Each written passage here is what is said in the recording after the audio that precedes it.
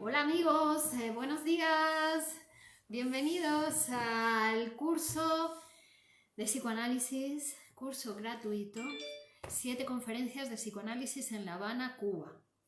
Curso gratuito porque lo financiamos nosotros, lo financia el Grupo Cero y Virginia Baldomino, psicoanalista del Grupo Cero, ¿no? Porque gratuito no es nada. Ya saben ustedes que requiere pues una formación muy intensa, de muchos años, pero nosotros pensamos que hay que difundir el psicoanálisis, que la difusión del psicoanálisis sí que debe ser gratuita, ¿no? Para que llegue a todo el mundo. Y por eso hacemos pues muchas actividades gratuitas, tanto científicas, ¿no? Conferencias, cursos, como culturales, ¿no? Toda la parte de arte y cultura, Grupo Cero, que es una cultura, es una producción cultural, ¿no? La cultura hay que hacerla, la cultura se hace, ¿no? Y Grupo Cero pues está a la vanguardia siempre de la cultura, siempre está. ¿Por qué? Porque va montado en la poesía, en esa yegua con alas que es la poesía, que siempre va, bueno, pues anticipándose a las ciencias, anticipándose a las realidades, ¿no? Es la poesía la que encabeza, digamos, los descubrimientos, las posibilidades humanas, las múltiples formas en que se pueden combinar las palabras unas con otras. Eso es la poesía quien lo hace. Y después, bueno, pues después va el psicoanálisis, va la ciencia, cualquier ciencia, ¿no? Que va siguiendo esos caminos abiertos en el campo universal del lenguaje, que es la poesía. Entonces, buenos días a todos. Ya sabéis que entonces este curso es el curso 7 conferencias de psicoanálisis en La Habana.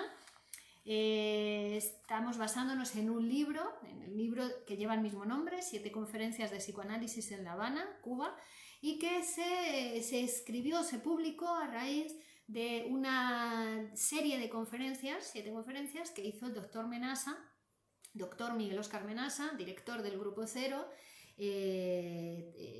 Enseñanzas en las que nos estamos basando para este curso, que dio esas conferencias allí en el año 95 y que como resultado se publicó ese libro. Y nosotros estamos utilizando ese libro ahora, bueno, pues para extraer de él todos estos conocimientos que tanto bien nos hacen, ¿no? Que tanto bien nos hacen a los seres humanos y tanto bien nos hacen no solo a nosotros, psicoanalistas, sino a ustedes también, ¿no? Que se aproximan a la ciencia del psicoanálisis y que están siendo tocados también por ese pensamiento que es poesía y psicoanálisis. Es un nuevo pensamiento que nace a consecuencia de una necesidad social, de una necesidad material, histórica, ¿no? Y ahí nace poesía y psicoanálisis, también como un vehículo para que el psicoanálisis pudiera pasar de siglo, dice el doctor Menasa, montado en la poesía, ¿no? Porque el psicoanálisis también experimentó muchas desviaciones, ¿no? Desviaciones, por ejemplo, cuando Freud va a Estados Unidos, ¿no? A dar sus conferencias de psicoanálisis a la Clark University, él dice, no saben que le traemos la peste, ¿no? Dice, pero claro, la peste también por lo que ellos hicieron después del psicoanálisis, porque utilizaron en Estados Unidos la escuela americana, lo que hizo fue usar el psicoanálisis, pero para reincorporar rápidamente a las personas a la producción, ¿no? Una idea de rapidez, de resultados rápidos, ¿no? Que también va pues, con la filosofía, ¿no? De vida americana, pero claro, el psicoanálisis no solamente le interesa incorporar al sujeto a la producción, que también, puesto que una persona sana es aquella que es capaz de amar y trabajar, sino que también produce un nuevo sujeto para la creación, un nuevo sujeto para el amor, para la sexualidad, ¿no? Es un sujeto más amplio que solamente el del trabajo, que también, ¿no? Pero claro, si tú le das esa amplitud al sujeto psíquico, y amplitud es dejar hablar, ¿no? Libremente, a ver quién es ese sujeto, que se vaya conociendo, que se vaya transformando, ¿vale?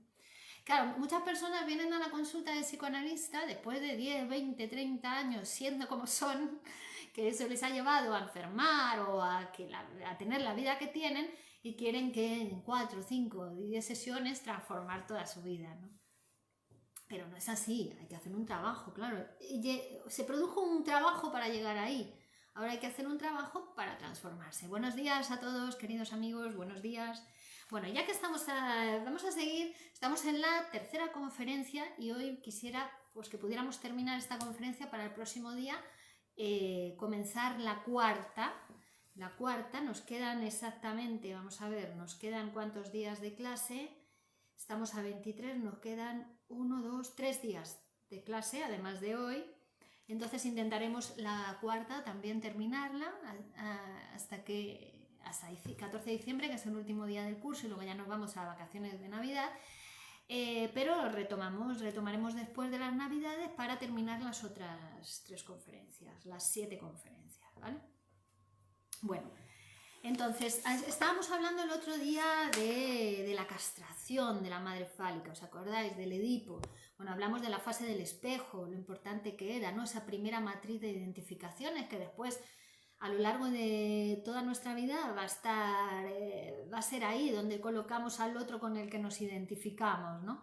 Pero eso que acontece aproximadamente en el 6.º mes de vida, después va a ir dando lugar y paso a la conformación de esa serie de procesos psíquicos complejos, que es el complejo de Edipo, y que es una máquina hominizante, que es el proceso por el cual nos hacemos sujetos del lenguaje, nos hacemos sujetos hablantes, y que esto es precisamente así porque el ser humano siempre nace prematuro. O sea, no solamente nace prematuro el niño que nace a los 7 meses, el que nace a los 9 meses también nace prematuro, porque el ser humano nace prematuro a la vida, ¿vale?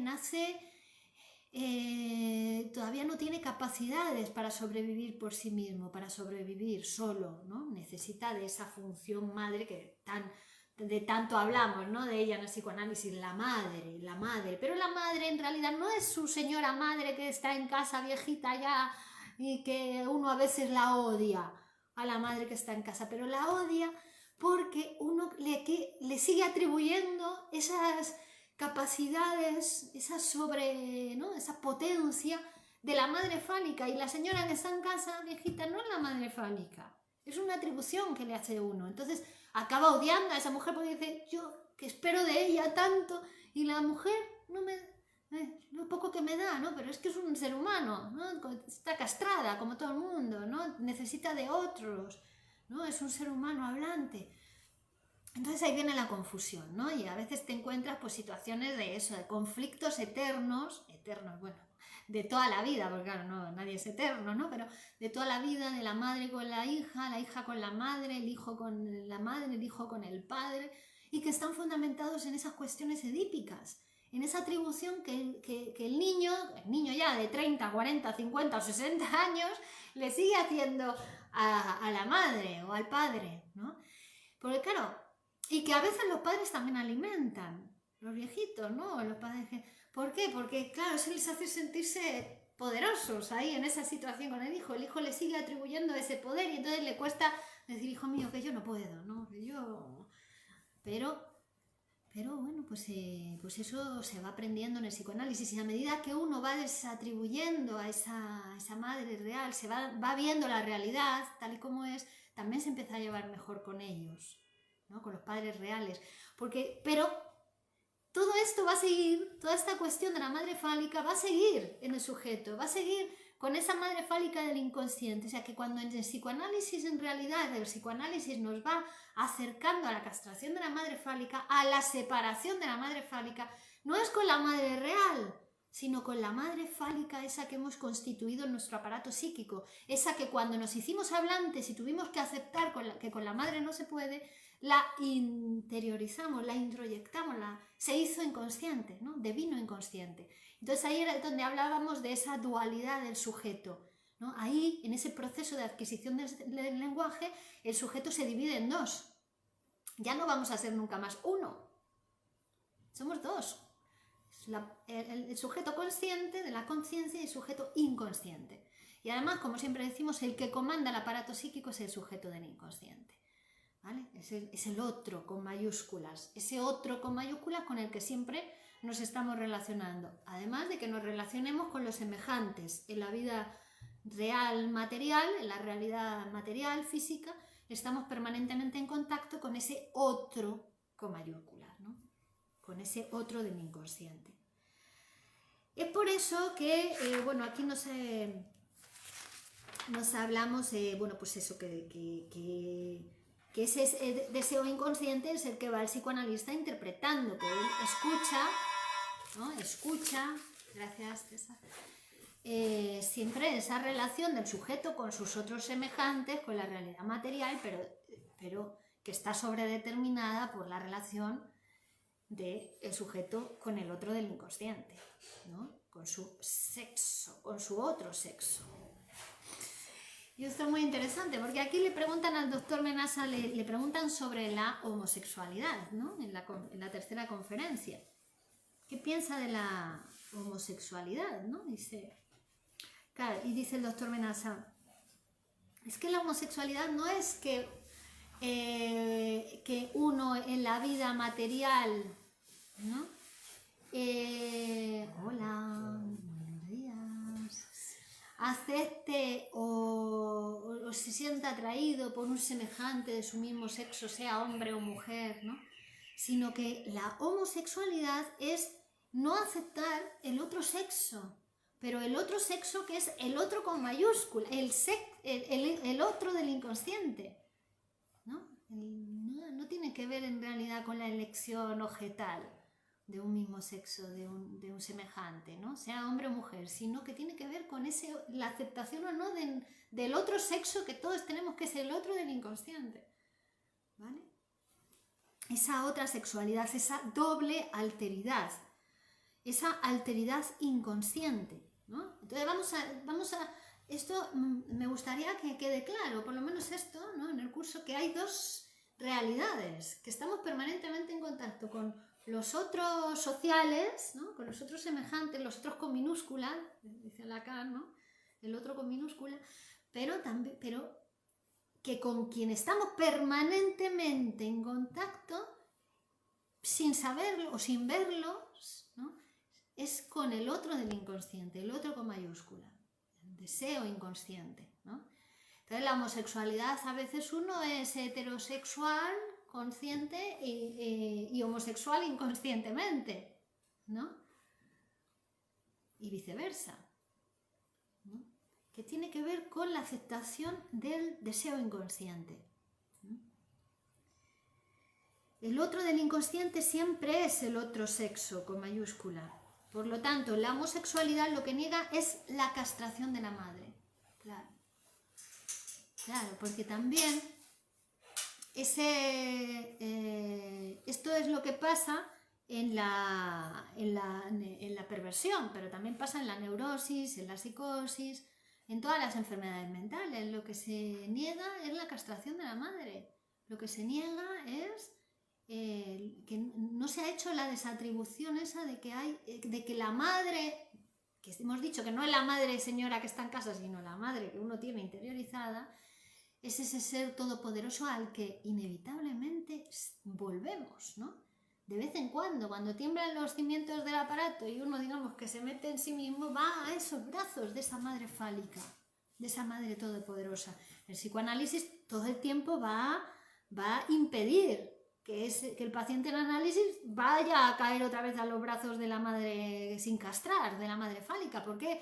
Porque le va a ir interpretando, ¿no? Que hace falta un trabajo en la realidad, que eso que quiere no, o sea, que envidiarlo no es suficiente, por ejemplo, ¿no? Que celar no es suficiente, que si quiere eso tiene que hacer un trabajo para conseguirlo, igual que hizo esa otra persona de la que envidia, por ejemplo, ¿no? Así que lo va a ir trayendo a la realidad. El psicoanálisis lo que impide es que el sujeto caiga, y aún así a veces cae, pero en análisis se da cuenta de que ha caído y se puede levantar. O sea, que la caída dure poco, ¿no? Te caes, te levantas y vuelves a seguir. Es decir, que equivocaciones siempre va a haber, afortunadamente, porque somos humanos.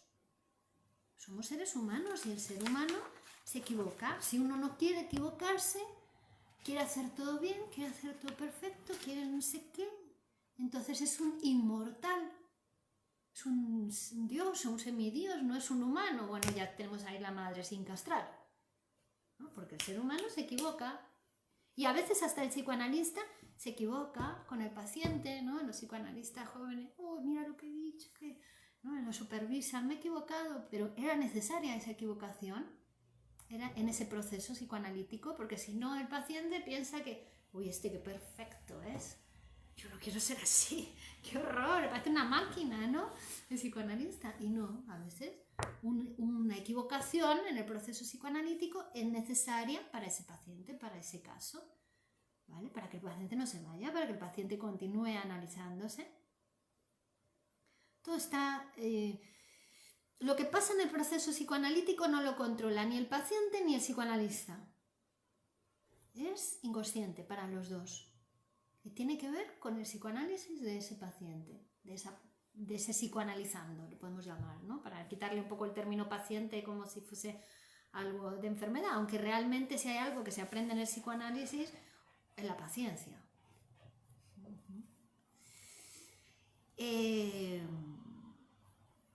Bueno, de esa persona no está en análisis, porque también es importante decir que para psicoanalizarse no hace falta estar enfermo. Todo lo contrario, es decir, cuanto más sano estés, mejor te psicoanalizas. ¿Vale? Lo que pasa que, bueno, también es un método terapéutico el psicoanálisis. Entonces las personas vienen porque están enfermas de cualquiera de las enfermedades que uno se puede enfermar psíquicamente, psicológicamente, entonces vienen porque están enfermas y el psicoanalizarse les va curando los síntomas. Pero no es el objetivo del psicoanálisis curar los síntomas. El objetivo del psicoanálisis es que ese sujeto que se enfermó por su manera de hacer las cosas, de pensar las cosas, de hablar, por sus frases o por su no hablar, precisamente, bueno, ahora se transforme y no sea necesaria la enfermedad para él o para ella, sino que tenga otras formas diferentes de gozar. ¿Vale? Porque el psicoanálisis también nos va a decir que en la enfermedad hay un goce, que en el síntoma hay un goce, que para una parte de ese aparato psíquico que es doble, la doble alteridad, puede ser muy doloroso, puede estar sufriendo por su síntoma, puede estar sufriendo porque no consigue lo que quiere en la realidad, ¿no? Muy doloroso todo. Pero hay algo en la otra parte del aparato psíquico, en esa doble alteridad, que se está satisfaciendo, que está gozando de esa situación. ¿Vale? Hay un goce sustitutivo, hay un deseo que se está realizando inconscientemente en esa situación en la que se encuentra, ¿no? Y el psicoanálisis le va a proporcionar ese conocimiento de cómo algo con eso está gozando, algo de su ser psíquico, de su aparato, o de su no ser, de eso que niega, eso que no quiere ver en sí. ¿Vale? Y esto es así para todo el mundo, por eso todo el mundo se tiene que psicoanalizar, por eso los psicoanalistas nos psicoanalizamos, por eso todo el mundo se tiene que psicoanalizar, porque es que es una cosa del aparato psíquico del ser humano, y somos todos humanos hasta que se demuestre lo contrario, ¿no? Somos humanos. Cuando se dice de alguien es muy perfeccionista, ¿eso es insano? Bueno, si ese perfeccionismo le lleva a sufrir, le lleva a que cuando comete un error se quiere, ¿no? Ya se quiere morir o se deprime, no sé qué, si ese perfeccionismo le lleva a sufrir, es insano. La perversión, o a sufrir, o a no crecer, o porque a veces uno quiere ser tan perfeccionista que no hace nada para no cometer ningún error. No hace nada si no comete error, entonces se queda pequeñito toda la vida. ¿La perversión sexual implica perversión en otros aspectos de su vida? Bueno, no, puede ser normal en todos los aspectos de su vida y ser un perverso sexual. Es lo que dice Freud, dice, pero si era una persona tan normal y resulta que abusaba, era un maestro y abusaba de los... parecía normal, parecía tener una vida normal. No, para que veamos que la cuestión, el impulso sexual es el más difícil de dominar. Luego también es verdad que uno puede ser perverso en muchas áreas de su vida. el típico que sabe que la norma es esa, la ley es esa y se la va saltando, la conoce pero se la salta, ¿no? Y hay personas así, perversas per se, o sea, que perversas que no van a cambiar, que repiten siempre la perversión, que son perversos, que se saltan siempre, saben cuál es la norma, saben cuál es la ley, saben cuál es el pacto, pero les cuesta respetarlo, siempre tienden a saltárselo, ¿no? Bueno, pero con un trabajo eso se puede transformar. La compulsión a la repetición es que siempre el aparato psíquico va a tender siempre a repetir esa posición en el lenguaje que tiene el sujeto, porque la posición psíquica quiere decir, no es que seamos inamovibles, no es que un ser humano no pueda cambiar, un ser humano puede transformarse, puede cambiar, pero haciendo un trabajo. Si no hace un trabajo, siempre se tiende a repetir esa estructura psíquica, esa posición en el lenguaje, porque es la, digamos, en la que quedó en ese proceso de constitución de su aparato psíquico. ¿Que se puede cambiar? Por supuesto, el pasado no determina el futuro, es el futuro el que determina el presente. Es lo que hagamos a continuación, es el siguiente paso que demos el que va a cambiarnos o no. La siguiente frase que decimos. Pues uno no debe quedarse detenido en el error o detenido en lo que le pasó ayer o en lo que le pasó hace 20, 30 o 40 o 50 años en su infancia. No, lo psicoanaliza, lo habla y ya está. Y pasa a otra, ¿no? Hay personas que están toda la vida psíquicamente detenidos, 40, 50 años de la vida, en una cuestión infantil, en algo que les atormenta, que les cuestiona, que les da trabajo, carga psíquica permanentemente y que no les deja avanzar, cuando eso en unas cuantas sesiones de psicoanálisis se resuelve y ya puede pasar a otra cosa. Claro, puede pasar a otra cosa y tiene que seguir trabajando para hacer una transformación, porque si no como que va a volver eso, ¿no? Si no lo transforma, ¿vale? Entonces pues hay que hacer un trabajo. Sobre determinación, pregunta Franco.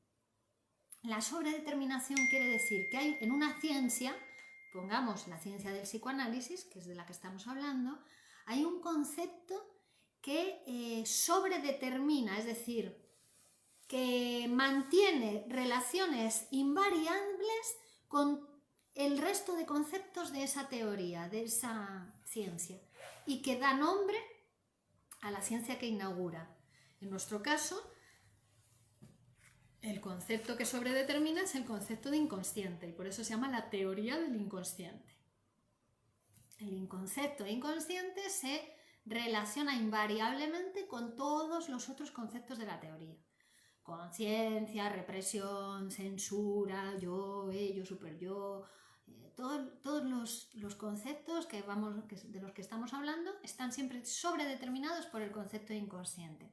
Es decir, que no es del orden de la múltiple determinación, ¿no? Que no es que lo que le pase al paciente tiene que ver por una parte con que le pasó aquello y también con lo aquello y también con aquello otro y también con aquello otro. No, siempre va a haber una causa inconsciente que está sobredeterminando lo que le pasa. Y esa es a la que vamos a llegar a través de la interpretación. Solo podemos saber de ella por interpretación, interpretándolo. Para lo cual el paciente tiene que hacer ese trabajo de asociación libre en su sesión, ¿no? Ante la escucha del psicoanalista. ¿Vale? La compulsión a la repetición va antes que el principio de placer. El principio de placer es omnipotente en el aparato, es uno de los principios que rigen el aparato psíquico, es decir, que el aparato siempre va a tender al placer, al mínimo esfuerzo, a la descarga de tensión máxima, a estar, como dice la gente, yo quiero estar tranquilo, en equilibrio, ¿no? Busco mi equilibrio. Pero es el principio de placer, porque luego viene la realidad, principio de realidad, afortunadamente, que es el que nos pone en contacto con la realidad, porque si uno busca el placer, entonces se aísla de la realidad y se queda como una tortuga, así, parado y ya está, máximo placer. Pero no, la realidad tiene tiene ciertas condiciones que hay que cumplir, ¿no? La realidad. Uno tiene que... Porque si no, no hace nada. Todo lo hace en su realidad psíquica, pero eso no hay transformación de la realidad. Si uno se queda fantaseando todo el día. Ay, cómo me gustaría cantar. Ay, cómo me gustaría bailar. Ay, es que es fantasía, que canta. Se hace su película, pero eso no es nada. Eso al final te haces un fantasioso, un pajero mental, como se suele decir, ¿no? Neurótico. Porque la neurosis, alimentándola, crece la neurosis. Es un trabajo, ¿eh? Es un trabajo que hace uno para su neurosis. Y una cosa de cantidad, que mucha neurosis, ya da un salto a psicosis. Pero ya es negación total de la realidad, ¿no? Entonces, no, hay que hacer un trabajo en la realidad material.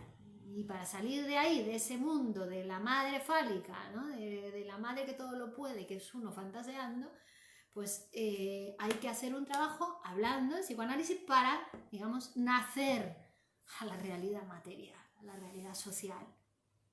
¿Vale? Es una cosa, sí, uno nació, salió de la madre, pero del vientre de la madre, pero para salir de la madre hace falta otro trabajo, ¿eh? Otro trabajo, que hay gente que está permanentemente unida de por vida a esa madre fálica, no a la madre real. Esto quiero que quede claro y que se entienda bien.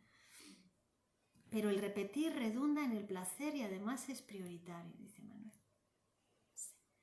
¿La infidelidad sexual es poco sana? No sé. ¿La infidelidad sexual? ¿La infidelidad dices con otra persona? No, ¿cómo va a ser sana? Es una cosa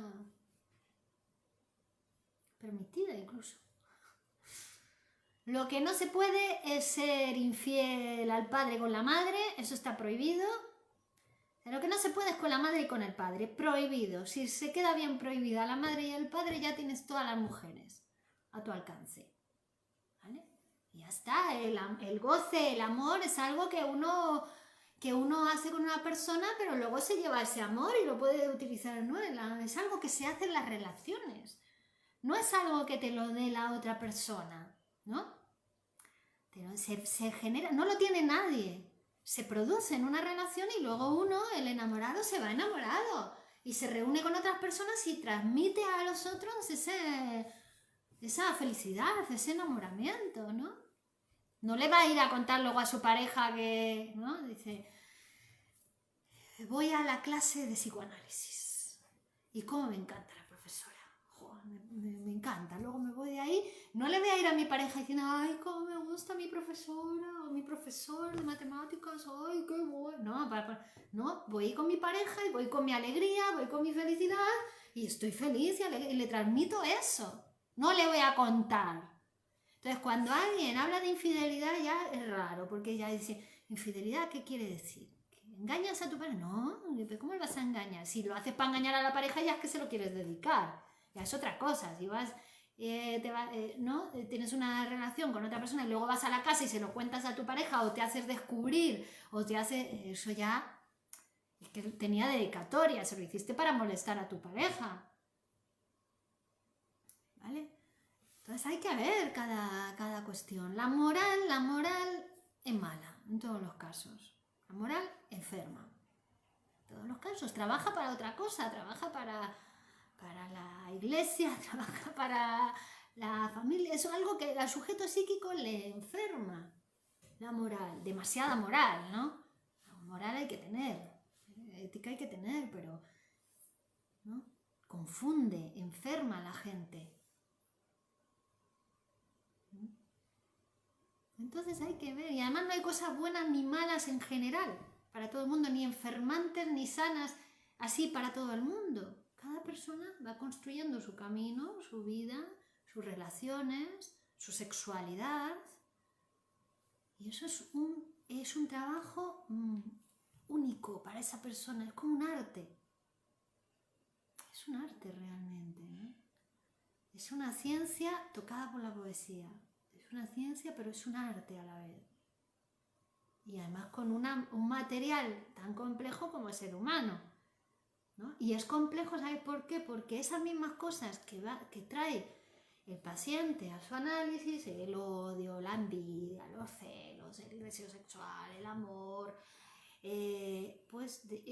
también lo está hablando con otro humano, ¿no? El psicoanalista, por eso el psicoanalista tiene que estar muy bien psicoanalizado, tiene que estar permanentemente en análisis, y permanentemente en formación, y permanentemente en supervisión, porque trabaja con los mismos materiales que también padece en su vida, ¿no? Fuera del trabajo. Pues cuando está como trabajador, como analista, tiene que ser un psicoanalista. Ocupar esa función. Es decir, desconectar de cualquier pensamiento tal que tenga que ver con su vida. ¿Ahí está? Es una escucha, es una función. Escuchando a ese paciente que está en análisis. Nada de lo que dice el paciente le puede recordar a su vida. Nada. Todo relacionado y asocia y recuerda, pero todo tiene que ver con lo que el paciente le va diciendo en esa sesión y en sesiones anteriores, ¿no? Bueno, ¿cuándo sabemos entonces que el niño, Karina, dice, esas personas con demasiada moral está relacionado con el superior? Claro, exactamente. La moral, la estructura moral del aparato psíquico es el superior muy estricto, ¿no? Pero bueno, también la moral es un arma que utilizan. A ver, vamos a ver, es importante también que tengamos en cuenta que el psicoanálisis sin el marxismo no sabemos lo que es. Que el psicoanálisis se ha desviado en muchas ocasiones cuando alguien ha tomado el psicoanálisis para su propio beneficio y ha querido hacer del psicoanálisis una cosa rentable, ha querido mandar rápido a la gente a trabajar. Eso no es psicoanálisis. Psicoanálisis lo tenemos que unir a marxismo, porque el marxismo es el que nos habla del sujeto con una sobredeterminación político-económica, ¿no? Y es que el sujeto psíquico no es sujeto si no es social. O sea, ese sujeto que está metido en la concha de su madre, como diría Menasa, no es un sujeto psíquico. Todavía no ha salido a la realidad. Está metido en su realidad psíquica, en su mundo psíquico. Se tiene que psicoanalizar. ¿Por qué? Y esto lo digo porque la moral, los estados también alimentan la moral de los sujetos o de los no sujetos al psicoanálisis, ¿no? Permanentemente estamos recibiendo mensajes moralistas, mensajes para aplanar a los sujetos, para aplanar a las personas, para que los sujetos no abran, no se despierten, no se quiten la venda de los ojos, no vean más allá de su propio alambrado, como decía Marx, ¿no? Se queden ahí en su propia pared, mirándose a sí mismos, masturbándose, mirándose permanentemente en el espejo, no viendo más allá, no viendo al otro semejante ni siquiera, ¿no? Todo el tiempo relacionándose con la mamá fálica, ¿vale? Eso es un instrumento que siempre han utilizado los poderosos también para evitar, bueno, pues que las personas, los sujetos sociales crezcan, transformen la realidad, transformen sus vidas, pero ¿qué se puede hacer? O sea, no te lo van a dar por televisión, el instrumento para que tú cambies. No te lo van a dar en el centro médico, hoy por hoy. No te lo van a dar en el hospital. No te lo van a dar en el colegio. Te lo tienes que tomar tú. El psicoanálisis está ahí y eres tú quien tiene que tomarlo. Que conquistar lo heredado. Está ahí. Es así. Y la transformación viene así. No hay transformaciones de toda la sociedad a la vez. No, eso no se puede. Te cortan la cabeza rápidamente, ¿no? Se destaca un movimiento. ¡Pah!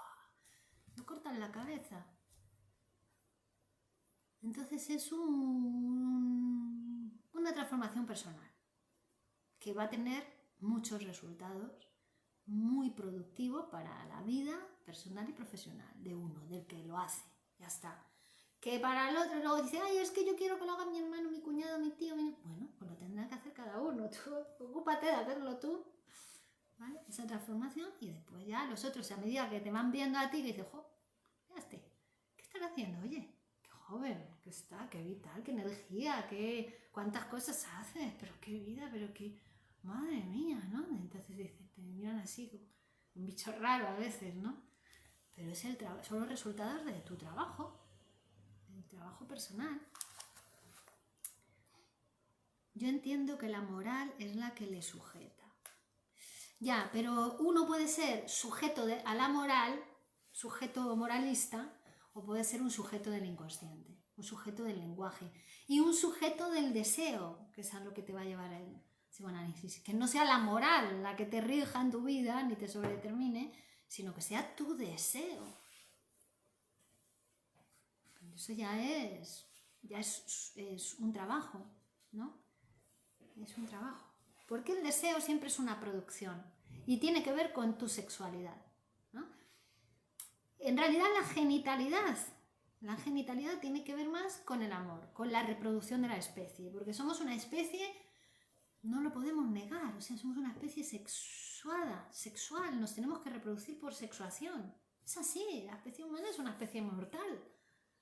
Pero claro, eso aceptar es complejo, ¿no? Que uno se va a morir y la especie va a seguir, el mundo va a seguir y uno se va.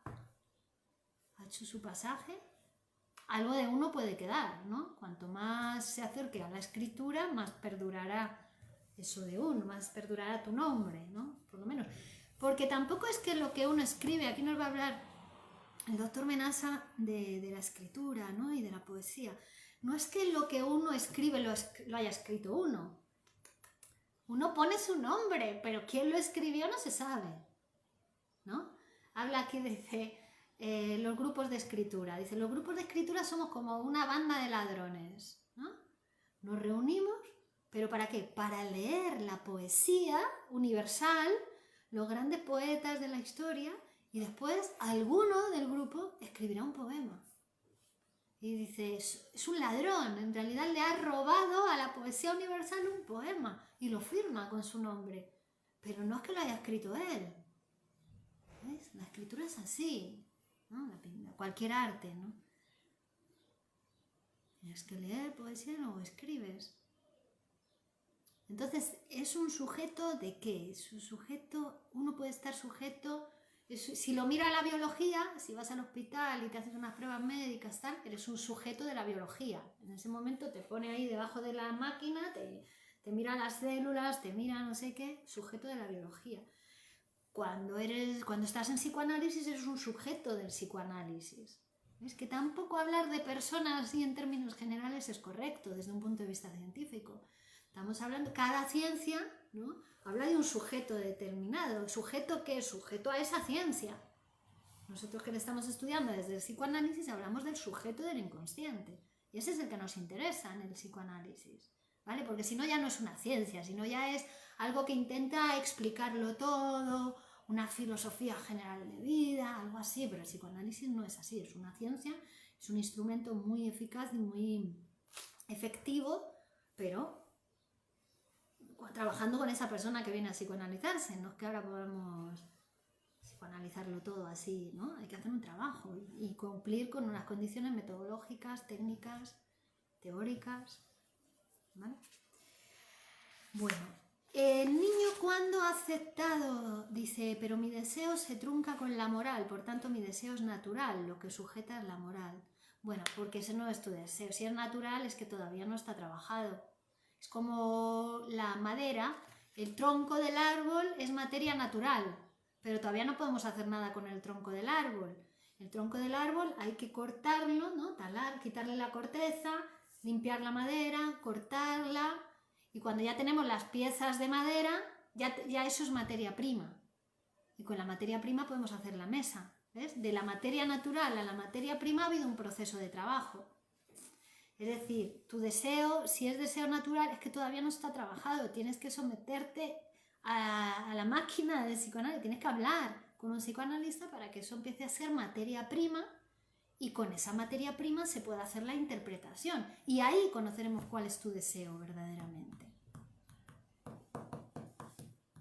Si quieres y no puedes, comienza tu psicoanálisis, recomendamos, ¿no? Porque yo quiero, pero no puedo, no me deja mi moral, no me deja... Bueno, ponte en el diván, que sería como decir, ponte debajo del microscopio del psicoanálisis, túmbate en el diván y habla. Y ahí vamos a ver por qué no. ¿Cuál es tu deseo?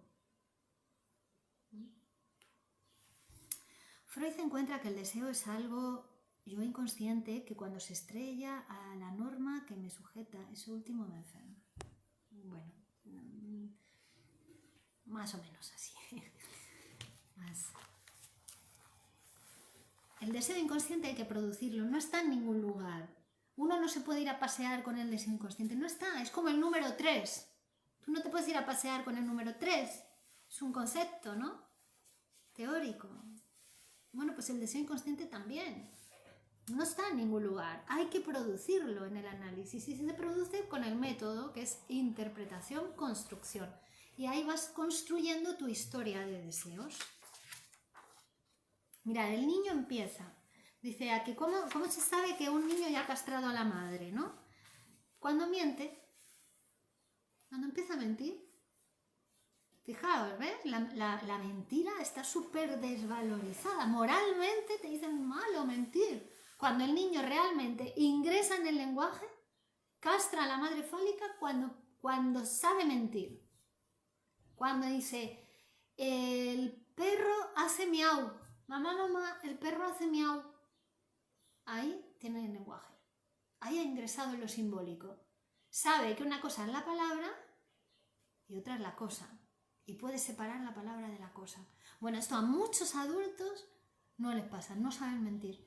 Es decir, no tienen pensamiento simbólico. Y esto es así. En España, por lo menos, gente sin pensamiento simbólico, así. Está anulado, castrado el pensamiento simbólico. Como no castran a la madre fálica, se quedan sin pensamiento simbólico. Pueden mentir, no saben mentir. Entonces van chocándose permanentemente porque creen que eso es la realidad. Creen que lo que ellos dicen es la realidad. Y lo que uno dice no es la realidad. Pero si en cualquier proceso de divorcio hablas con él, hablas con ella y te das cuenta que cada uno cuenta una historia diferente. ¿Cuál es la realidad? ¿Cuál es la verdad? No se sabe, para cada uno es distinta. Para uno es su verdad y para otro es su verdad, ¿no? Pero cuando en el proceso psicoanalítico el sujeto va diluyendo eso, ¿no? Se va, dice, jo, era tan grave, me parecía tan grave y ahora que lo hablo me parece una cosa tan insignificante, tan nimia. Claro. Eso es. Yo no le llamaría mentira sino juego, no, pero es aprender a mentir. Es mentir. Si un adulto no sabe mentir, no tiene pensamiento simbólico. ¿Algún dato más de que el psicoanálisis es ciencia? No sabía este asunto. Bueno, pues tienes 3.000 y pico páginas de Freud, otras 3.000 y pico páginas de Lacan y otras 3.000 y pico páginas de Miguel Óscar Menaso. Ahí puedes, ponte a estudiar y te vas a dar cuenta cómo el psicoanálisis es ciencia. Pero estudia un poquito. Vale. Bueno, pues eso, que hay, cuando una persona no es capaz ni de engañar al novio, ni de engañar a la novia, ¿no? Están gravemente enfermos. ¿No? Dice, no, yo le tengo que decir siempre la verdad, aunque le hiera. Hombre, si existe la mentira piadosa, incluso. Por favor, si está institucionalizada, es una cosa que todo el mundo puede utilizar. No le hagas daño al otro, ¿no? Si es la mentira piadosa, no, pero no puede. Una enfermedad grave. Es esa. ¿Vale? Cuando el niño entonces empieza a mentir, eso que los padres, el niño no mientan, justo el niño está adquiriendo el pensamiento simbólico, en ese momento, pues ya está. Ya le empezamos al niño a cortar el pensamiento, ¿no? cortar el pensamiento. Ya le vamos haciendo plano, plano, plano, como nos gusta en España, nos gusta que la gente sea plana, plana, que no destaque nadie, que no destaque, todos del montón, todos mediocres. Bueno, y digo España porque es el país donde estamos, pero esto creo que se puede generalizar a muchos países porque es la tendencia de los sistemas donde vivimos, donde no se premia la inteligencia, donde no se premia el crecimiento, donde no se premia el arte, donde no se premia ni se favorece, ni se siembra para que crezca eso, ¿no? Sino que desgraciadamente se siembra para la enfermedad, se siembra para la narcotización de las personas durante vida, la adicción a los fármacos, la adicción a las drogas, etcétera, ¿no?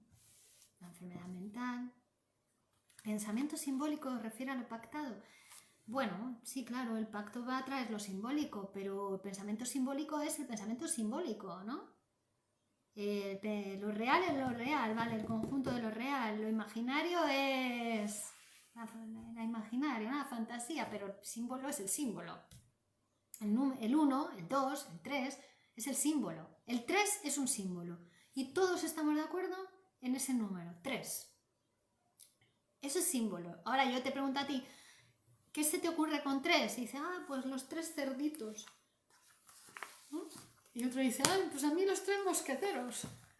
A mí Bueno, eso es imaginario. Ya lo que se le ocurre a cada uno con el 3 es imaginario. Y lo real es que 3, 1, 2, 3 cosas, ¿no? Real, imaginario y simbólico. Lo simbólico es el símbolo. El símbolo, ya lo vimos en las primeras clases, hasta que no nació el número natural, el único símbolo con el que se relacionaba el hombre era Dios. Solo era Dios, un símbolo, ¿no? Cuando nace el número, ya tiene más símbolos, ya no solamente Dios. Ya es el número 1, el número 2, el número 3, otros símbolos. ¿Vale? Y ahí ya se relativizó, nacieron las ciencias, pudieron nacer las ciencias, la matemática, esto ya 4.000 años atrás, ¿no? Pero a raíz de ahí, la matemática es el inconsciente de todas las ciencias. Dice Menasa. Ahí nacieron las ciencias, ya el pensamiento científico es más avanzado que el pensamiento religioso, señoras y señores. Que todos tenemos pensamiento religioso, pero claro, todos hemos pasado por ahí en nuestro proceso de constitución psíquica. Igual que el ser humano también pasó por ahí para constituirse como humano civilizado actual, más o menos, civilizado, ¿no? Porque en una ciudad, Alcalá de Henares, por ejemplo, donde nos encontramos, partimos la ciudad así por medio y hay personas que viven como los hombres primitivos y hay personas que viven como el siglo XXIV, como se va a vivir en el siglo XXIV, pero todo eso en una misma ciudad.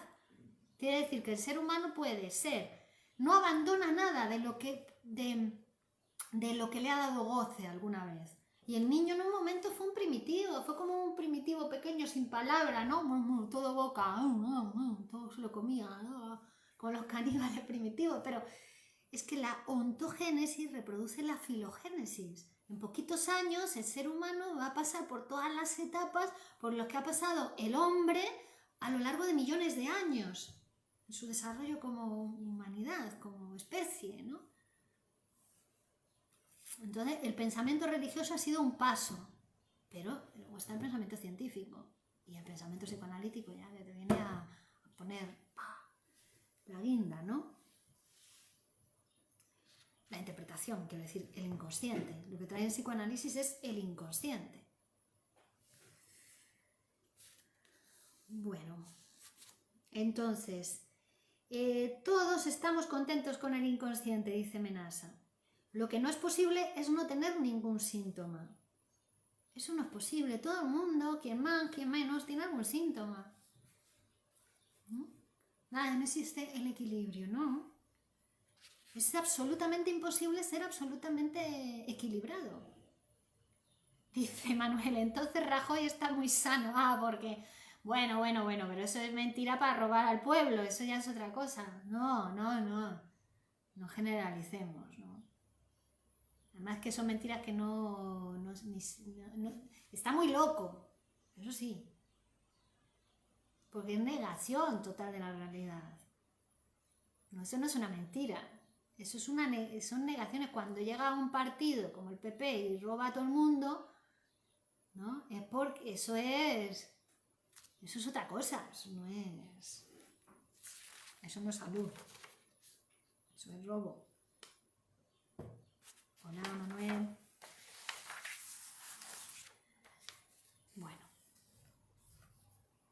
Entonces dice Menasa, casi todos estamos de acuerdo con la vida que vivimos. Síntomas menos, síntomas más, porque nos tenemos que morir. En algún lugar de nuestra alma, por decirlo de alguna manera, estamos de acuerdo. Esos pequeños síntomas, hoy una gripe, mañana una desilusión, pasado un desamor, hoy un odio, pasado mañana una crítica, se van juntando y un día me muero. Claro, porque si no tuviera una desilusión, si nunca tuviera un desamor, nunca tuviera una crisis, nunca me llevaría mal con nadie, sería inmortal. Y eso es lo que no hay inmortales. Somos todos mortales. La pasión no se tiene, la pasión se tiene cuando uno hace las cosas. Se tiene frente a las cosas, frente a las personas, frente a los movimientos. Ay, si no, uno si espera tener pasión para empezar a hacer cosas, la pasión se tiene en acción, haciendo. A ver, Federico, ¿qué pregunta habías hecho?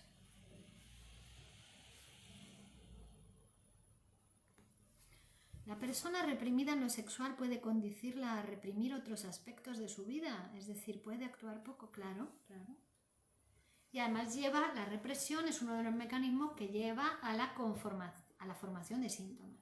Mirad, fijaos, es como una encrucijada, es que el sujeto humano se encuentra siempre en una encrucijada y además es cada vez, ¿no? Por eso también el psicoanálisis es permanente, ¿no? Estás en análisis, porque es cada vez que te tienes que posicionar, cada vez que tienes que hablar, es como si tú eligieras, a ver, me voy para atrás, me voy a los brazos de mi madre, me voy a un goce masturbatorio o me voy hacia la realidad, hacia el objeto, ¿no? Hacia hacer el trabajo que corresponde en la realidad para conseguir eso que quiero, ¿no? Pues siempre el sano es el que opta por lo adulto, por tener en cuenta la realidad, por tener en cuenta el trabajo.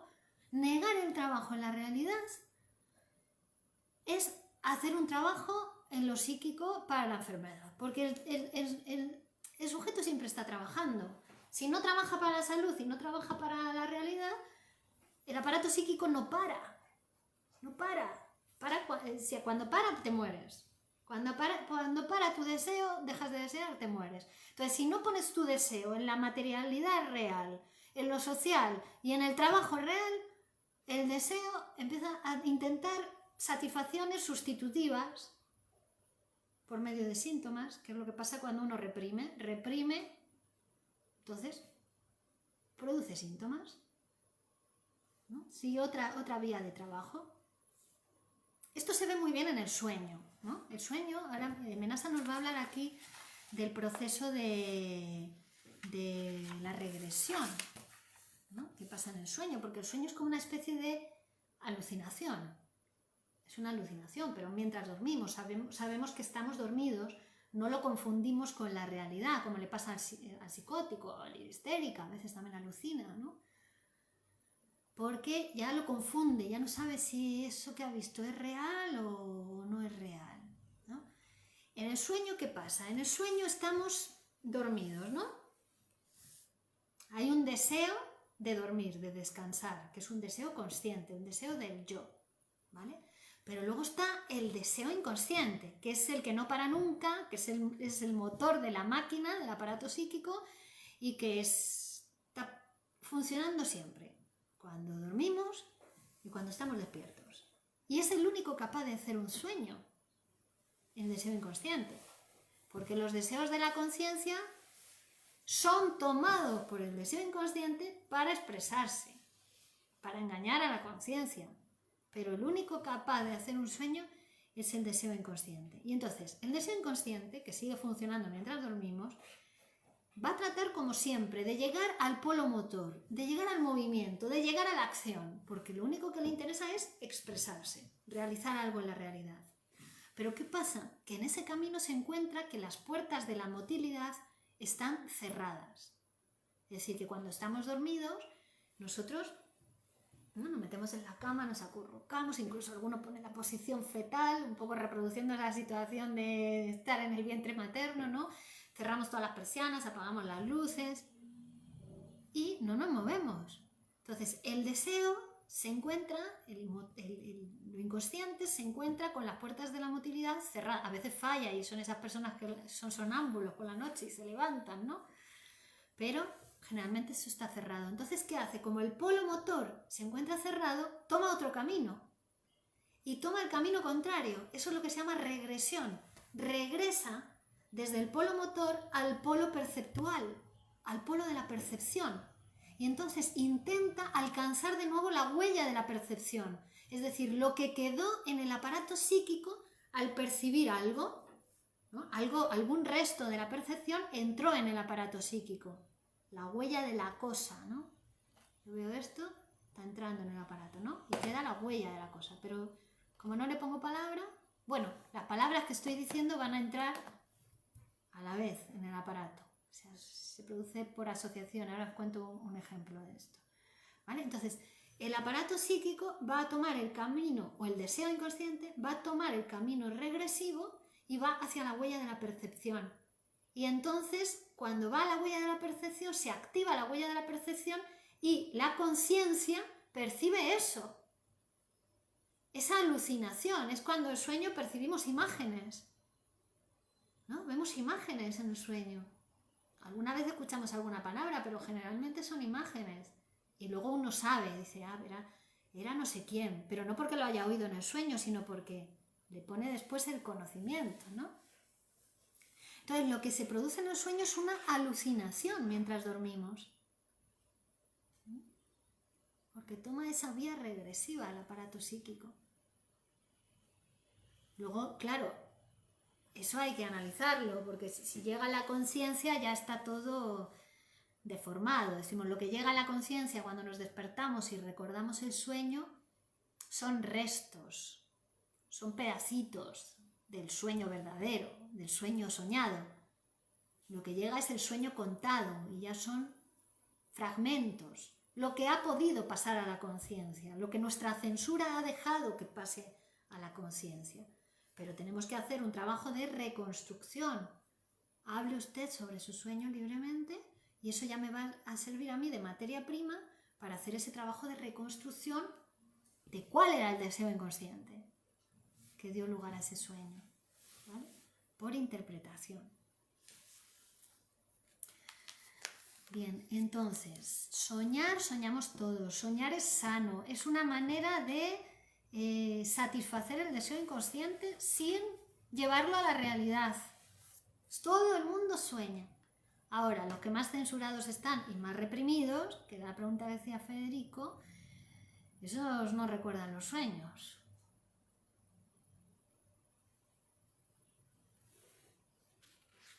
La sexualidad para el psicoanálisis también hay que ampliarlo, es la palabra, todo lo tocado por la palabra, ¿vale? Eso es sexual. ¿Por qué? Porque es nuestra sexualidad, es así, somos seres humanos, nacemos muy prematuros a la vida y para sobrevivir tenemos que hablar para poder relacionarnos con otros seres humanos porque siempre necesitamos a nosotros. No podemos nada solos, ni psicoanalizarnos solos. Necesitamos de otro. ¿Vale? Porque hay cosas de uno que uno no puede ver. Bueno, el deseo no tiene objeto, además. Esto significa que cualquier objeto puede ser objeto del deseo. Que uno puede desear cualquier cosa.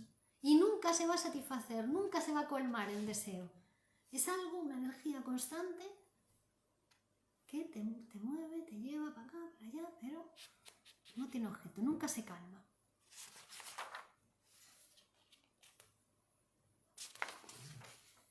Bueno, ¿y qué más así para terminar esta conferencia?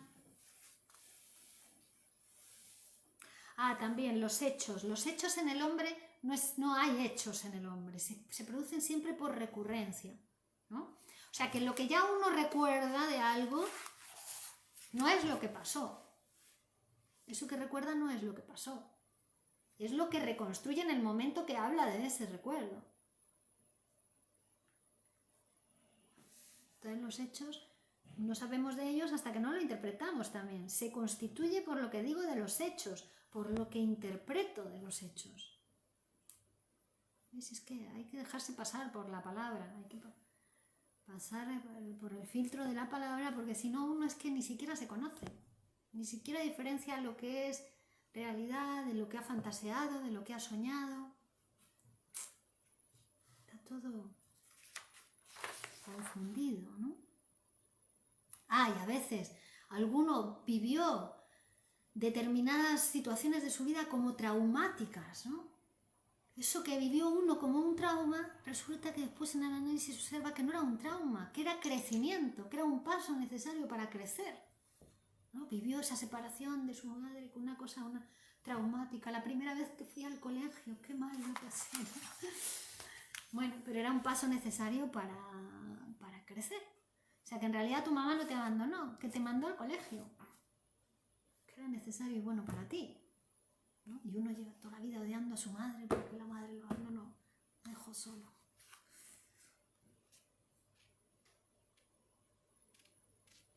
Porque el aparato psíquico siempre va a tender a buscar la primera experiencia del placer, la experiencia mítica del placer, ¿no? Que fue esa vez porque el deseo se monta en la necesidad, ¿no? Y esa primera necesidad que tuvo el sujeto, ese hambre que tenía, ¿no? Y empezó a llorar cuando todavía ni siquiera era sujeto, no era nada, no se diferenciaba ni de la madre, no era ni un yo, no yo, o sea, todavía no era nada. Pero tenía sensación de hambre, tenía sensaciones, todo desarticulado, todo independiente, ¿no? Las necesidades del bebé. Entonces ahí llora y resulta que aparece alguien, ese ser todopoderoso, que es la madre, bueno, en principio, la teta de la madre, ni siquiera todavía hay madre, ¿no? Y le da de comer. Esa primera huella, ¿no? Esa primera huella de la unión de la necesidad, del displacer, ¿no? Y aquello que calma la necesidad, el torrente de leche calentita que le da la madre, ¿no? Eso se va a quedar míticamente grabado en el aparato. Esto es algo que sabemos teóricamente, porque no podemos abrir a la persona para ver cómo queda eso, ¿no? El bebé. Pero queda como la primera experiencia de placer. Y sobre esa primera experiencia de placer después se va a montar el deseo. Es como si el deseo quisiera de nuevo volver a aquello, que ya no se puede volver, porque eso aconteció allí, ¿no? En ese primer... Esa primera huella del aparato psíquico, pero en la alucinación pasa eso, o en el sueño, ¿no? Es como esa tendencia a volver a esa huella anémica, que ya no se puede, pero el deseo, sí, por eso nunca se satisface el deseo, nunca se calma. Somos sujetos deseantes, o por lo menos hacia ahí tenemos que ir, ¿no? Construirnos como sujetos del deseo, vivos. Hay un poema de Menaza que dice, todavía no sabemos quién está vivo y quién está muerto, ¿no? Porque hay gente que vive como muerta, no desea, se mueve por la necesidad. Necesito esto, pues esto, necesito aquello. Pero el deseo es otra cosa, ¿no? Es fuente de vida,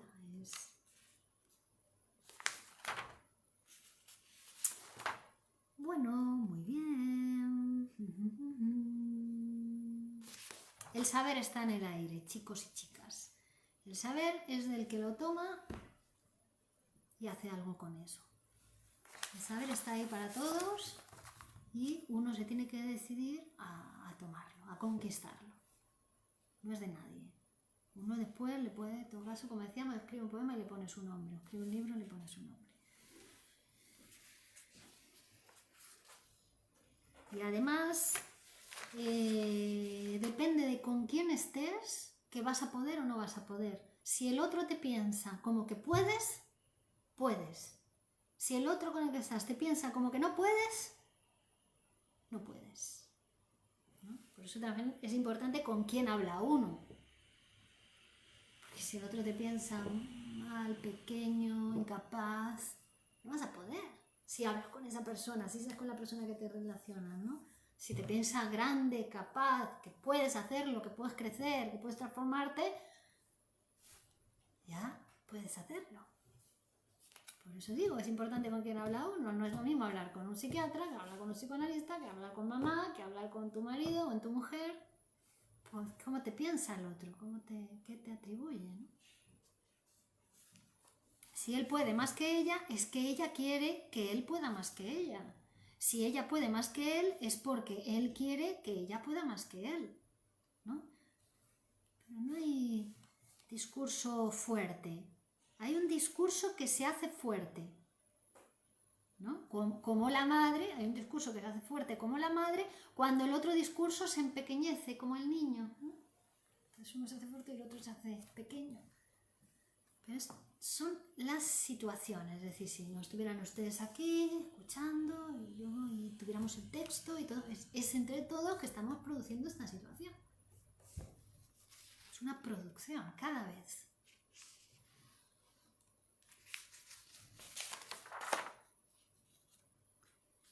Bueno, y nada, y aquí también dice que las relaciones que dejan marca son las malas. Incluso las relaciones sexuales, ¿no? Cuando uno se acuerda de las relaciones sexuales porque fue mala esa, porque las buenas relaciones no dejan marca, las buenas relaciones pasan y ya está, y uno ni se acuerda, ¿no? Te liberan más bien, te quitan marcas, ¿no? Te quitan heridas. Las malas son las que van dejando marca y herida en uno. Si hay marcas, si ha dejado, hay que averiguar qué pasó, por qué, ¿no? Y luego también nos habla de que la mujer está gestando su propia revolución, ¿no? Pero que la revolución siempre requiere poesía, siempre, ¿no? Está producida por un poeta. Y bueno, que la mujer está produciendo su propio poeta, ¿no? Está gestando su propia revolución.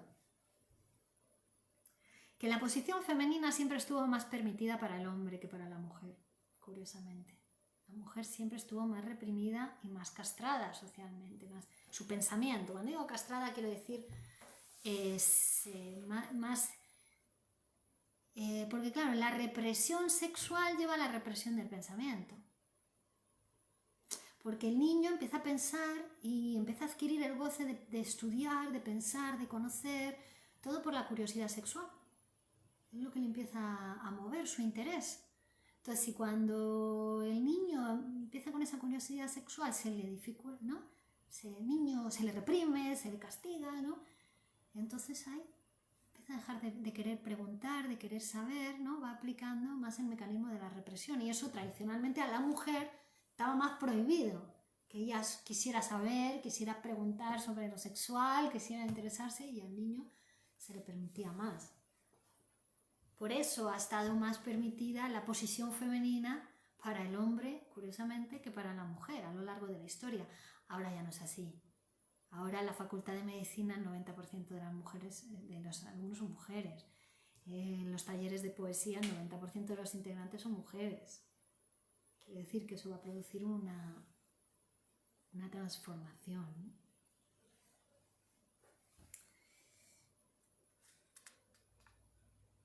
Y que es muy interesante también, y ya con esto terminamos, que dice, por ejemplo, ¿quién pare? ¿No? ¿El hombre o la mujer? Pues no se sabe quién da luz, ¿no?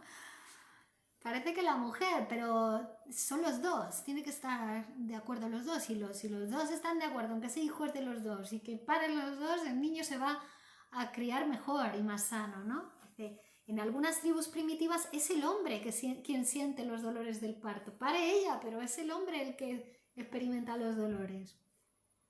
Mientras la mujer pare tranquilamente, sin dolor. Hay otras tribus donde el hombre tiene que ir al mar cuando viene la marea alta y se tiene que poner ahí y esperar el mar. Y si la mujer no pare, él se ahoga. Qué curioso, ¿no? Para nosotros como es una cosa de dos, que no es de uno o de otro, que es de dos, ¿no? Cuando ya uno quiere que sea de él, se lo quiere apropiar ya, ahí se enferma el producto, se enferma el niño, se enferma el poema, quiere ser tú el que lo escribe, entonces ya es tu neurosis, tu yo, no es el saber, no es la poesía quien escribe a través de ti, ¿no? Eso es la posición femenina, es posición pasiva y deja que la poesía escriba a través de uno, deja que la danza baile a través de uno, te tome y haga con tu cuerpo lo que, o el cante o lo que sea, ¿no? El arte. Bueno, y terminamos aquí.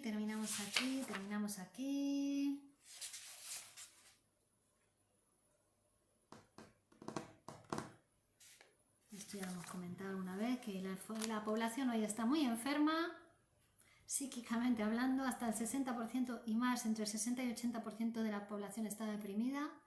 Y entonces, ¿qué le vas a sacar de ahí a sujeto social? Pero si están ahí en su propio conflicto psíquico interior entre la moral y el yo, a ver si se matan, si no se matan, para no salir al mundo y matar a los gobernantes, pues se matan ellos, se acaban matando ellos. Pues un asesino tímido, deprimido, suicida, ¿no? Va poco a poco trabajando su propio asesinato que no es capaz de realizar en la realidad y lo realiza íntimamente, ¿vale? Pero es un sujeto, también esa conexión de sujeto psíquico con sujeto social que quiero que veáis. Bueno, muchísimas gracias a todos, saludos. El próximo día vamos a comenzar con la cuarta conferencia del libro 7 conferencias de psicoanálisis en La Habana, Cuba, que es de este texto del doctor Miguel Óscar Menasa y que con esto que hemos hablado hoy, como dice Menasa aquí, hemos condensado 1500 páginas de Freud, 1500 páginas de Lacan y 1500 páginas de Menasa, ¿vale? Que esto no es ninguna producción mía propia, sino que son esos maestros que pueden ser también vuestros maestros y que ahora ya cada uno se vaya haciendo con esto lo que pueda, lo que le permita su deseo inconsciente. Y si no se lo permite, entonces a tumbarse en el diván. Bueno, muchas gracias a todos. Si alguno quiere conversar personalmente conmigo, pues ya sabéis que lo podéis hacer a través de Facebook o mi página web www.virginiavaldominos.com y estaré encantada de trabajar para vosotros. Bueno, muchas gracias y hasta el próximo martes. ¡Chao!